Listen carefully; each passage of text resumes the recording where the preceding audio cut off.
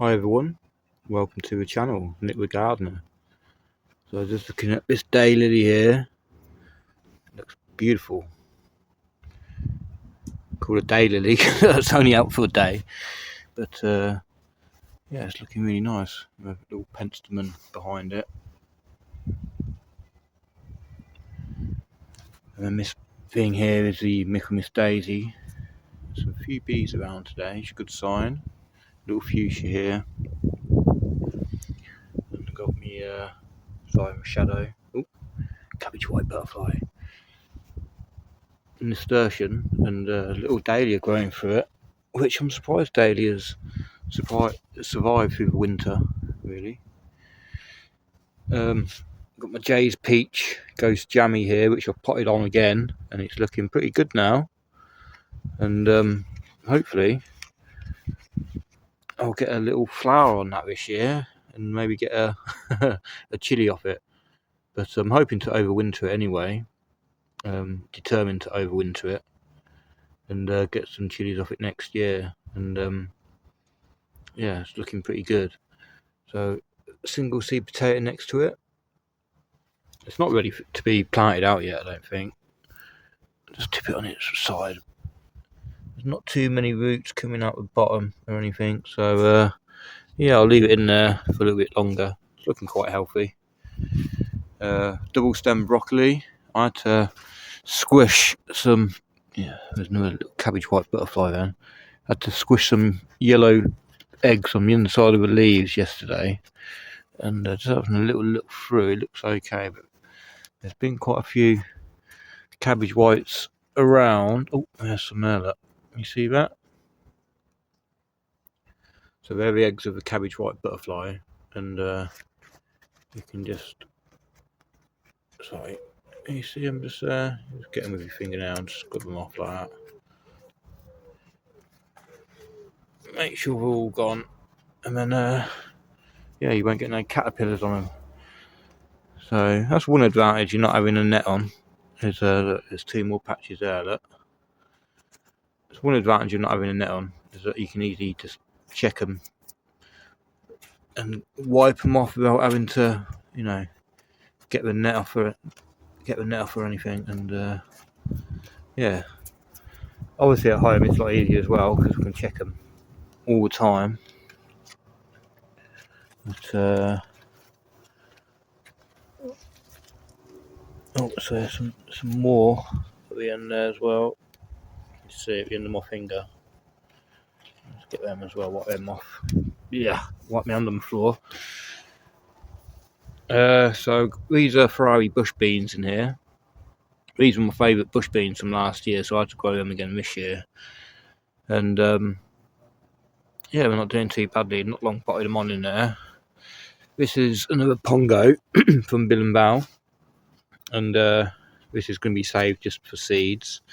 These are the pongos from Bill and Bow, and they're really prolific. The pods are really long, they grow really quick, and they taste really, really nice. And the flowers are quite pretty as well, actually. Nice little pink little hue to them. So I keep getting shadow. The wind's just picked up a bit now. So yeah, very, very pretty, and good yielders really.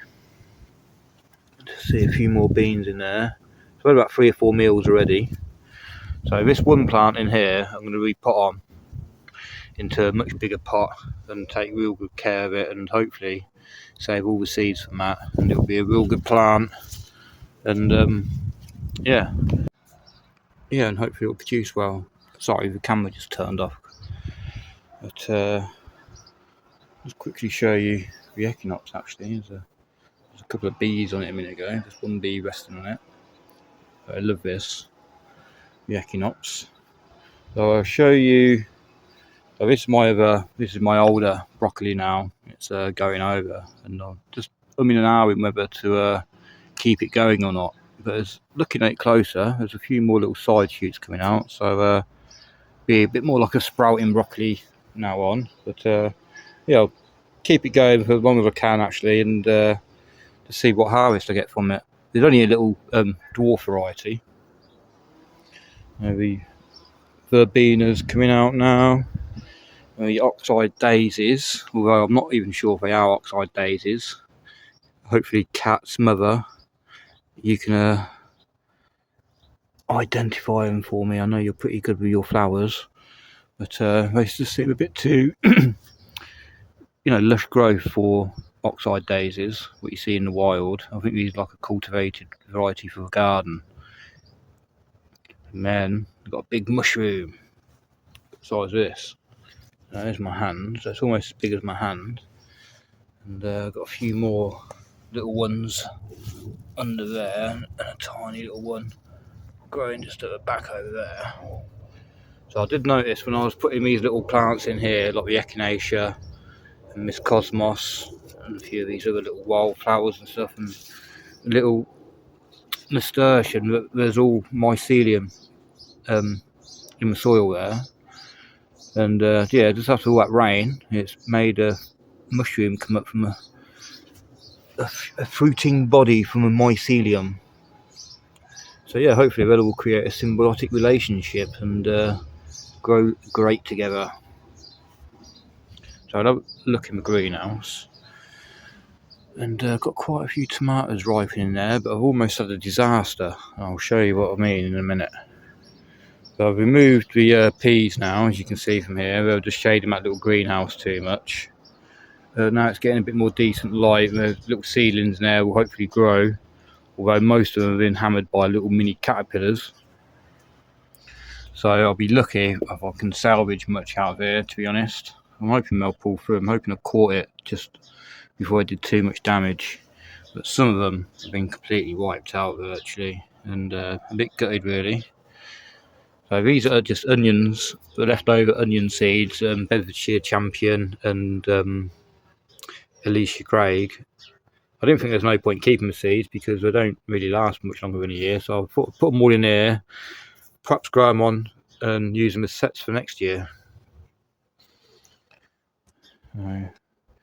Cucumbers doing really well now. Got a couple in here. You can see there's one here and one over there. And then Market More 76. I'm quite chuffed about them. And the peppers, they're all starting to ripen up now, looking really nice. Although I did have a problem with my peppers as well, because I had little caterpillars on my peppers and my leaves. Like there's one there, look. In that little bit of webbing, you see it?